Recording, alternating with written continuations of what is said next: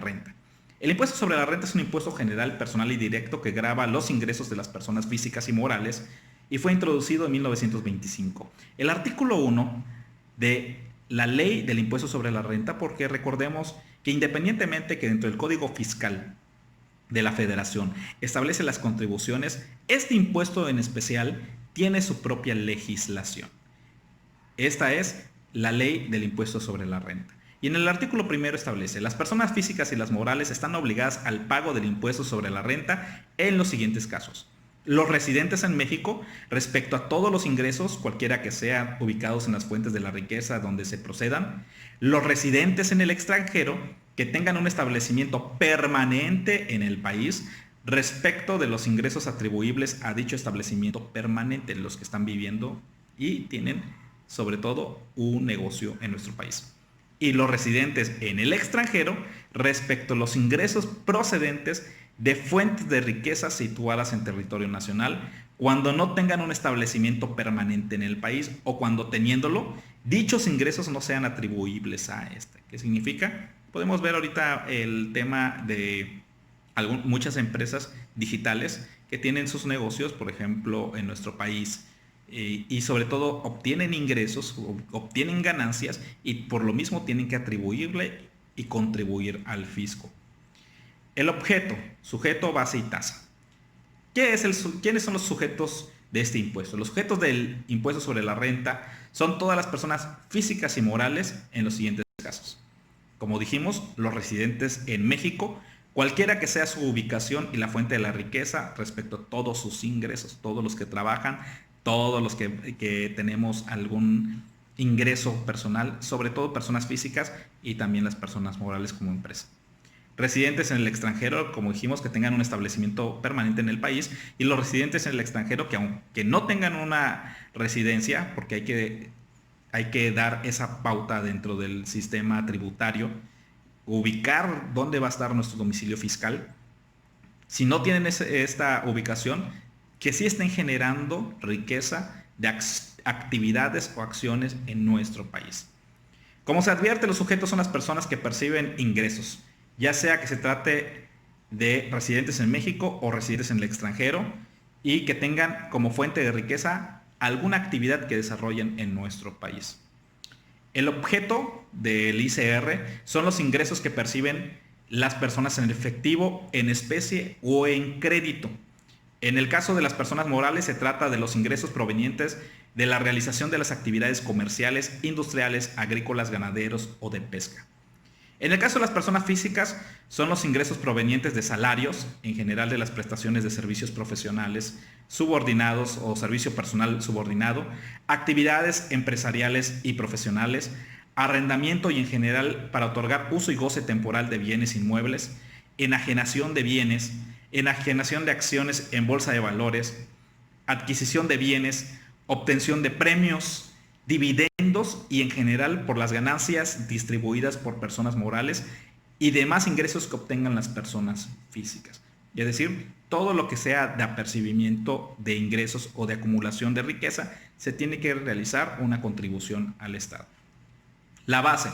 La base del impuesto sobre la renta es el resultado de la suma total de los ingresos, menos las deducciones o cualquier otra figura sustractiva que encabeza la ley. En este caso, los pagos que se tienen que realizar, por ejemplo, las contribuciones del IMSS o del ISSSTE o del FOBISSSTE, todas estas deducciones que se tienen que realizar, únicamente va a pagar sobre el contenido neto, que constituye el ingreso bruto, sino que disminuye de las deducciones correspondientes. Esas deducciones dependen del régimen fiscal que se establezcan. Recordemos que hay diferentes regímenes, el régimen general y el régimen de integración fiscal. Conjunto de derechos y obligaciones que surgen del desarrollo de una determinada actividad económica al que pertenezca. Así, por ejemplo, las personas físicas tienen distintas deducciones de las personas morales. De igual forma, las personas físicas que pagan impuesto bajo el régimen de actividades profesionales tienen distintas deducciones de las que pagan bajo el régimen de sueldos y salarios. La tasa o tarifa. La tasa o tarifa para las personas morales es del 30%, mientras que para las personas físicas varía de acuerdo a una tabla que establece la propia ley del impuesto sobre la renta en el artículo 9. Tenemos un límite inferior y un límite superior. Vamos a poner un ejemplo. Una persona que gana 5,000 pesos, el límite inferior establece que está en el rango entre 4,210.42 a 7,399.42. En esa misma tabulación establece que esta persona tendrá que pagar una cuota fija de 247.42 y el porcentaje que debe aplicar sobre los excedentes del límite inferior va a ser el 16%. Esta tabla varía de acuerdo también al año fiscal y sobre todo lo que va haciendo los cambios de la propia ley. Sin embargo, aquí te determina la propia tabla en los porcentajes que tendrá que pagar y las deducciones que tendrá a través de una fórmula que vamos a ver un poquito más adelante. El acreditamiento es quiénes vamos a pagar, quién tiene que pagar el impuesto anual. Por lo que se paga por cada ejercicio fiscal, en el caso de las personas físicas, deben pagar el impuesto mediante declaración anual o más tardar el mes de abril siguiente al ejercicio fiscal que se reporta. Mientras que en el caso de las personas morales deben pagar mediante declaración a más tardar en marzo del siguiente año al ejercicio fiscal que se reporta. Lo anterior sin perjuicio de la obligación de realizar los pagos provisionales mensuales a más tardar el 17 del mes siguiente del periodo que corresponda en el pago. Esto tiene que ser de cumplimiento general.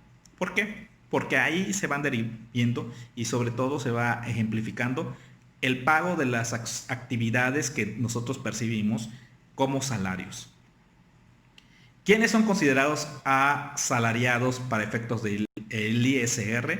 Para efectos del impuesto, los salarios son los ingresos que se obtienen los trabajadores por la prestación de servicios personal subordinado. Además del salario estricto sentido, incluye también cualquier otra prestación que tenga, bonos, que se obtenga alguna de otra actividad de la relación laboral, tales como participación de los trabajadores en las utilidades de la empresa, las percepciones recibidas a consecuencia de la terminación laboral. De todo se tiene que pagar el impuesto. Y el asalariado es la persona física que percibe ese salario y demás prestaciones derivadas del trabajo personal subordinado. Lo característico de un asalariado es la prestación del trabajo personal subordinado, lo que implica tres elementos. Primero, la obligación del trabajador de prestar su trabajo, realización de actos en beneficio de un patrón. El segundo, la subordinación, que implica que el trabajador que se encuentra bajo esta dirección y dependencia del patrón es quien decidirá cómo y cuándo y dónde se realizará el trabajo, esto de acuerdo también a un convenio o a un contrato. Y la remuneración del trabajo por parte del patrón, esto es, por el trabajo realizado, cuánto va a percibir el trabajador. Otros ingresos también que son similares, reciben el tratamiento de salarios, son las personas que reciben y deben de pagar el ISR como si fueran asalariados en el régimen de ingresos, como los funcionarios y trabajadores de la federación, de las entidades federativas y de los municipios. Esto porque por propia normatividad también reciben ingresos. Miembros de las Fuerzas Armadas, rendimientos y anticipos de miembros de sociedades cooperativas de producción, anticipo de miembros de sociedades y asociaciones civiles, honorarios y personas que presten servicios y prestaciones en sus instalaciones y comisionistas y comerciantes que trabajan para personas físicas o personas morales. Eso a raíz de las propias funciones que realiza la administración o los gobiernos para el ejercicio de sus funciones. ¿Qué es la devolución o compensación? Esto es que los contribuyentes, de acuerdo al artículo 23 del Código Fiscal Federal, obligados a pagar mediante declaración, únicamente podrán optar por recompensar o por compensar las cantidades que obtengan a su favor contra las que están obligados a pagar por adeudo propio, siempre que ambas deriven de un mismo impuesto, incluyendo sus accesorios. Al efecto que bastará que se efectúe la compensación de dichas cantidades actualizadas conforme a los diversos principios que se establecen en el artículo 17A de este Código Fiscal, desde el mes que se realizó el pago de lo indebido o prestó la declaración que se contenga a saldos a favor. Esto es, ¿qué significa? Que algún ciudadano que haya realizado un pago excedente pueda otra vez que se le compense el saldo a favor que vaya teniendo sobre un mal cálculo que puede en su mayoría de los casos sucede en la aplicación del porcentaje que se tendrá que pagar o en su caso la acumulación de los saldos que se vaya acumulando dentro del ejercicio fiscal. El cálculo del impuesto pues causa en el artículo 96 de la Ley del Impuesto sobre la Renta y el cálculo anual en el artículo 152 de la propia ley. Vamos a ver cuál es el paso a paso de cómo se realiza un cálculo. Primero, el impuesto anual se tiene que quedar en un pago provisional cada mes al Servicio de Administración Tributaria, el SAT, realizando la siguiente operación. Primero, se tiene que aplicar del sueldo mensual o ingreso total dentro de la tabla del rubro límite inferior o límite superior que establece el artículo 96, como mencionamos al principio, y de ese ingreso, este resultado se le conoce como base. Dentro de la tabla que estamos viendo en el artículo 96, se tiene que ubicar el porcentaje correspondiente a su sueldo mensual. Una vez ubicado, se resta la base de acuerdo a la tasa correspondiente a su rango de ingreso.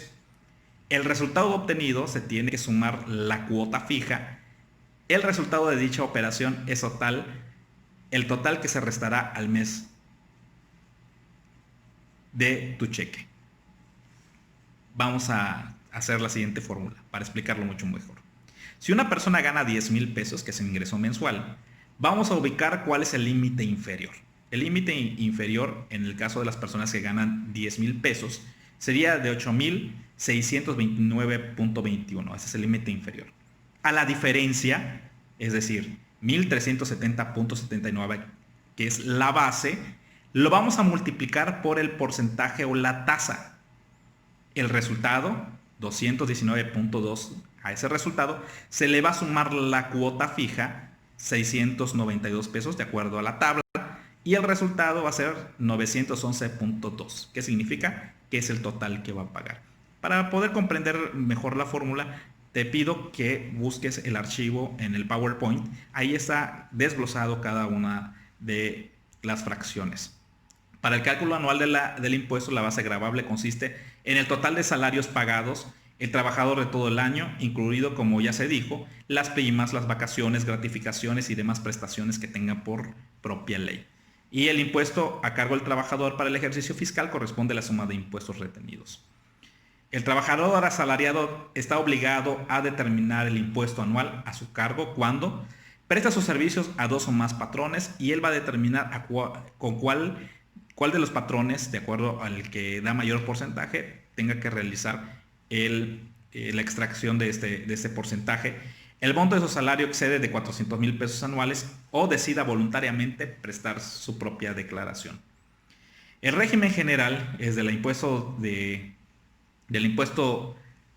sobre la renta, define los ingresos por actividades profesionales como las remuneraciones que deriven de un servicio profesional independiente y cuyos ingresos no estén considerados como salarios o por la prestación de un servicio personal.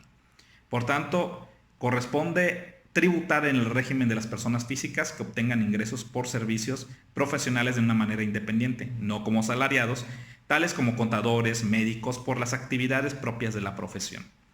También deben de tributar en el régimen fiscal las personas físicas residentes en el extranjero que tengan uno o varios establecimientos permanentes en el país. El artículo 101, fracción quinta a la octava de la Ley del Impuesto sobre la Renta, señala otras personas que deben tributar en el régimen de actividades profesionales. Estas son artistas, agentes de instituciones de crédito, quienes obtengan ingresos por la explotación de patentes aduanales, autores de dictámenes y explotación de obras.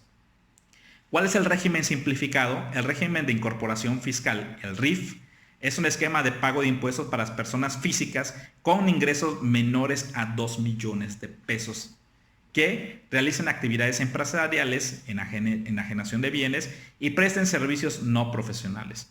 Pueden tributar en el RIF las personas físicas que además realicen otras actividades que sean mencionadas como perciben sueldos y salarios asimilados a salarios e ingresos por intereses, siempre en un conjunto que no rebase los 2 millones de pesos.